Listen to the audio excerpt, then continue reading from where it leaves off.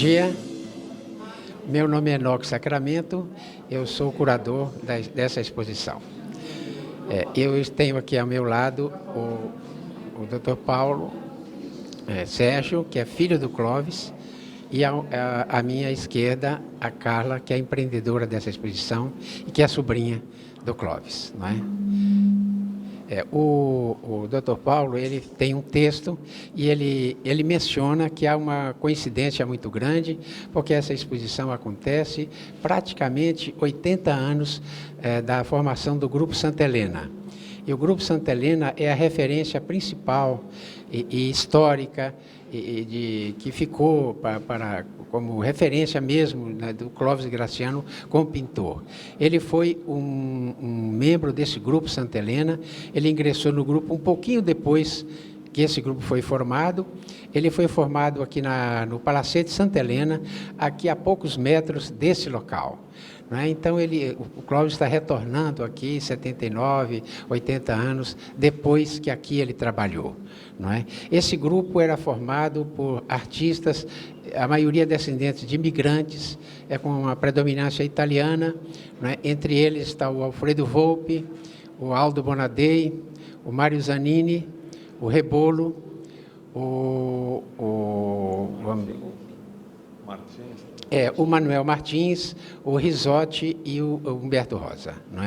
Então, esse foi um grupo que se formou então na década de 30, é um grupo que se formou depois da Semana de Arte Moderna e depois um pouco depois da afirmação do modernismo no Brasil, que durante os anos 20, como todos sabem, ele teve a Semana de Arte Moderna, mas os artistas que pertenceram a essa semana só vieram realmente a participar de salões oficiais de 1931, porque havia uma predominância do academicismo no Rio de Janeiro e eles só se apresentaram esses trabalhos em 1931 no Salão Revolucionário, que foi conduzido pela Anita Malfatti por indicação do então responsável Lúcio Costa, que depois ficou conhecido como o grande urbanista brasileiro ligado à construção de Brasília.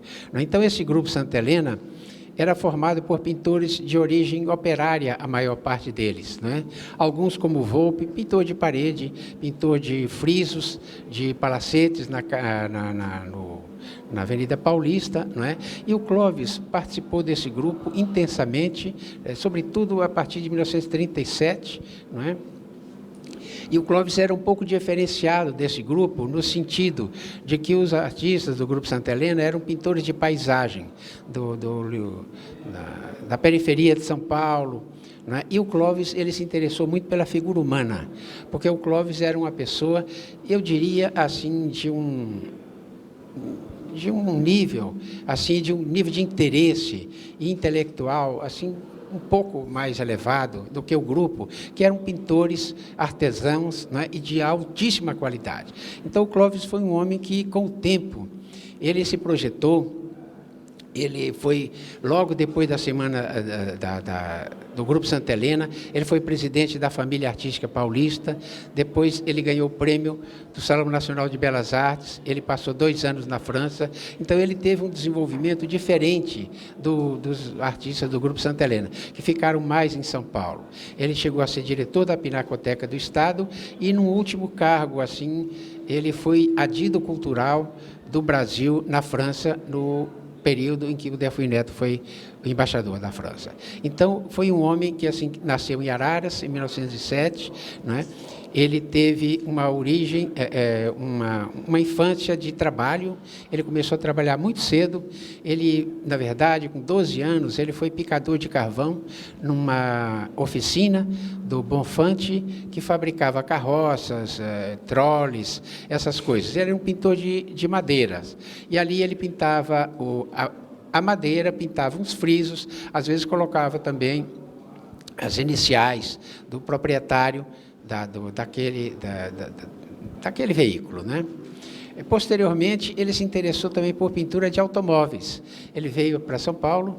Assim, antes, ele trabalhou também na Estrada de Ferro Sorocabana. Com 20 anos, ele entrou na Estrada de Ferro Sorocabana e ele pintava postes, pintava placas, avisos. Aí, dentro dessa linha de pintura artesanal, assim, ele veio aprender pintura a duco e passou a ser um pintor de automóveis. Ele voltou para Leme e foi um pintor de automóveis numa agência da Chevrolet de lá, não é? Mas aí ele tinha sempre ambição de crescer na vida, não é? E ele fez um concurso para fiscal de consumo. Nós pegamos aqueles concursos que até hoje existem, né, que as pessoas se preparam e tal. Mas nesse período veio a Revolução Constitucionalista de 32. E ele se inscreveu, não é, como voluntário, e ele foi para a frente de combate, ele foi para Cruzeiro, mas ele foi preso no segundo dia. Ao ser preso, ele foi conduzido para o Rio de Janeiro, né? E depois para Ilha Grande, que era para onde iam os prisioneiros paulistas. Acontece que em Ilha Grande ele teve alguns companheiros importantes para o futuro dele. A família Mesquita, inclusive o Alfredo Mesquita, foi preso com ele. Ele desenhou todos os amigos, né, na Ilha Grande. E depois, quando terminou a Revolução, ele voltou, assumiu o cargo. Ele não sabia que ele tinha passado. Ele assumiu o cargo e trabalhou, né, como fiscal de consumo. Ele tinha um colega, veja como a vida é, ele tinha um colega chamado José Portinari. Não é? Aí ele, conhecendo o Clóvis, ele falou, olha, eu tenho um irmão que é um grande pintor no Rio de Janeiro, é o Cândido Portinari. Não é? E ele apresentou o irmão para o Clóvis, e o Clóvis ficou grande amigo do Cândido Portinari. E o Cândido Portinari falou para ele, olha, você tem uma formação, você sempre pintou, mas você precisaria ter uma formação assim mais artística. Eu recomendo você estudar com Valdemar da Costa, que era um artista que preparou muitos artistas de São Paulo. E lá ele começou a conhecer as pessoas, depois ele já conhecia o Alfredo Mesquita, e ele foi ampliando as suas relações, e depois, em meados da década de 30, ele ingressou no Grupo Santa Helena.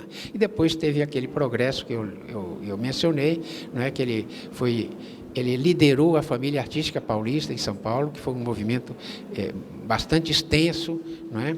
E agregando muitas pessoas, até a Bienal de São Paulo, assim, sabe? Depois a Bienal assumiu um pouco a liderança desses movimentos, e ele chegou, então, a ser adido cultural em Paris, não é? Mas ele foi também um grande ilustrador. Ele era um homem de esquerda, não é? E isso, eu acredito, talvez o Paulo possa até informar melhor, provavelmente pela proximidade com Portinari. Não é que Portinari também era um político interessado assim, na justiça social, não é? E influenciou provavelmente um pouco o Clóvis Graciano nesse sentido. O Graciano depois ampliou essas relações, né, com outros intelectuais, com Mário de Andrade, com Oswald de Andrade, não é? E com a família Mesquita. E ele se tornou, não é, uma figura assim, importantíssima desse período. Da intelectualidade, eles estão vendo os livros aqui. Ele era amigo do Caio Graco, da Brasiliense. Ele ilustrou livros para a Brasiliense. Ele ilustrou muitos livros para Martins, não é? Ele ilustrou livro para o Jorge Amado, que também eu acho que há uma certa afinidade política com o Jorge Amado, não é? Que era um homem também interessado na justiça social, não é? Então, é uma figura excepcional, que eu acho que essa exposição que já aconteceu em Brasília e que acontece hoje aqui, não é, com a presença de familiares dele e com a participação de muitas obras de familiares, não é? Porque o Clóvis Graciano, no fim da vida, ele morou em Higienópolis, ali na Pernambuco, com a rua Aracaju. E nesse prédio ainda existe um grande mural dele no jardim e um outro na esquina. E mais 2 que ele fez para o prédio, e que depois o condomínio acabou negociando isso com a Bolsa de Valores de São Paulo.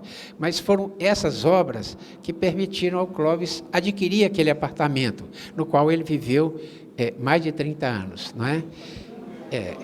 Então, ele morou no apartamento, e eu recomendo, inclusive, vocês passando lá, esse prédio chama Irajá, foi lá que o Clóvis Graciano morou, e foi lá que eu tive a oportunidade de conhecê-lo, não é? E na década de 80, um pouco antes, né, do falecimento dele, e que ele contou toda a vida dele, dizendo que, inclusive, quando ele trabalhava na Sorocabana, ele dormia frequentemente num vagão de trem, sabe? Porque ele atendia várias estações, não é? E era um homem extremamente cordial, e um homem extremamente fino, não é? Uma pessoa que veio aqui do interior e que teve um desenvolvimento intelectual, artístico excepcional. Eu acho que o Clóvis Graciano, ele é reconhecido hoje como um grande artista, mas eu acho que há espaço, sabe, para uma valorização maior do Clóvis Graciano, porque ele é do mais alto nível, ele é certamente o muralista mais importante do Brasil, não é?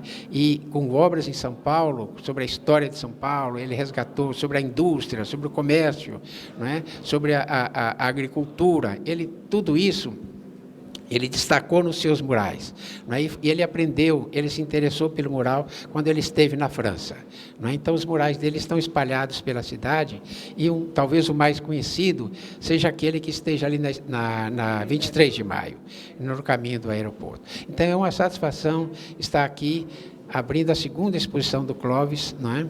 Nesse momento, né, em que o Grupo Santa Helena praticamente está completando 80 anos, não é?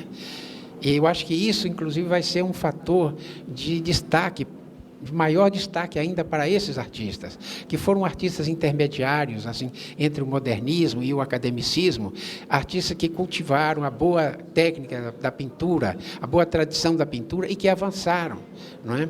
São hoje um dos artistas mais importantes do século XX, né? Os artistas do Grupo Santa Helena, entre eles o Volpe, o Graciano, né? O Rebolo, o Fulvio Penac, né? E o Aldo Bonadei e outros. Então, eu queria passar a palavra para o Paulo, né, que é a pessoa que conviveu profundamente com ele, é o filho dele e que tem as melhores palavras sobre o seu pai.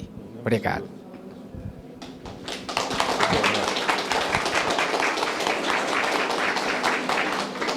Eu queria apenas agradecer ao Enoque, que com o conhecimento e a competência dele já discorreu suficientemente bem sobre a obra do meu pai. Agradecer em particular à Caixa Cultural, que tem essa iniciativa, e queria fazer um agradecimento muito especial a um grande amigo do meu pai, que eu encontro hoje aqui, que é o poeta Paulo Bonfim. A ele, muito obrigado. E a Caixa a todos, muito obrigado.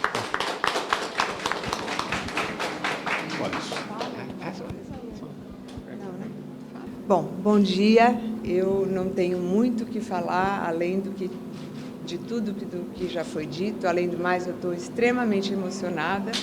Então, o que eu queria é, em primeiro lugar, agradecer ao meu tio por ter existido, ao meu primo por estar aqui conosco, ao Enoque por conhecer a vida do meu tio da forma que ele discorreu, ao meu marido por ter me ajudado a montar essa exposição, tanto em Brasília quanto em São Paulo, e fazer parte dessa família maravilhosa que a gente tem que estar o mais próximo possível.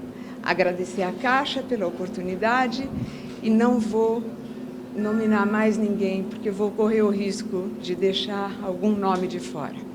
Tá? Então, muito obrigada e aproveitem a exposição. Olha, a visita guiada é uma exposição, não é muito grande. Praticamente eu antecipei o que vocês vão ver, não é? Nós vamos ter ali logo no começo alguns quadros que ele fez na década de 30, não é? De naturezas mortas, flores. Depois vocês vão ver aqui à direita, o Clóvis ele gostava de música, ele era um músico, ele tocava alguns instrumentos, né? Então, eu entendi um pouco a obra dele como a poética do movimento, porque uma boa parte da obra dele é sobre pessoas dançando, pessoas flutuando, não é? Às vezes apoiadas assim com uma mão no chão, o corpo no ar, e às vezes totalmente no ar. Então é uma pintura leve, e às vezes uma pintura também que vai fundo assim das figuras humanas, como aquele pescador que vocês estão vendo ali, não é? Ele era um homem então interessado na justiça social, interessado no homem, nos seus problemas, né, na sua atuação na sociedade, não é? E nos seus anseios, né, de justiça, não é? Então vocês vão ver figuras assim desse tipo, como aquele pescador que é um homem forte, não é? E depois vocês vão ver figuras extremamente leves, que são os músicos, músicos, né? As pessoas tocando clarinetas, sobretudo instrumentos de sopro, não é? E às vezes até as notas aparecem, como nesse trabalho aqui. Depois, mais à frente, vocês vão ver também figuras com violão, com bandolim, em que tem também umas construções geométricas, que ele também se interessou um pouco por isso, né? E incluiu. E há muitos pássaros também na obra dele. Então, era um homem que era voltado muito para a natureza. Durante um período da vida dele, ele teve uma casa na Barra do Saí. Inclusive, o catálogo tem um texto. Eu não sei se está nesse catálogo, porque nós vamos ter 2 catálogos. Nós vamos ter um catálogo especial, que vai ser lançado no dia 16. Tem um texto do poeta Paulo Bonfim, que é um texto muito bonito sobre o Clóvis, não é?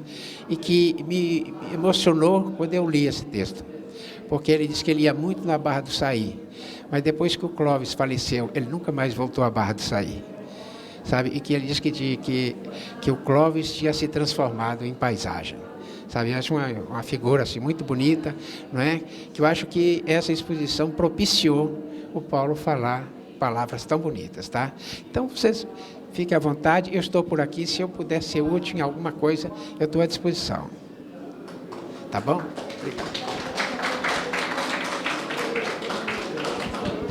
Eu quero deixar aqui a minha emoção desse reencontro com Clóvis Graciano, com sua obra, com sua memória, com a saudade que ele deixou em todos nós, como o grande artista que foi e como o grande amigo que foi.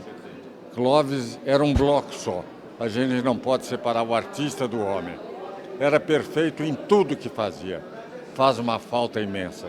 Depois da morte do Clóvis, nunca mais eu tive coragem de voltar à Barra do Saí.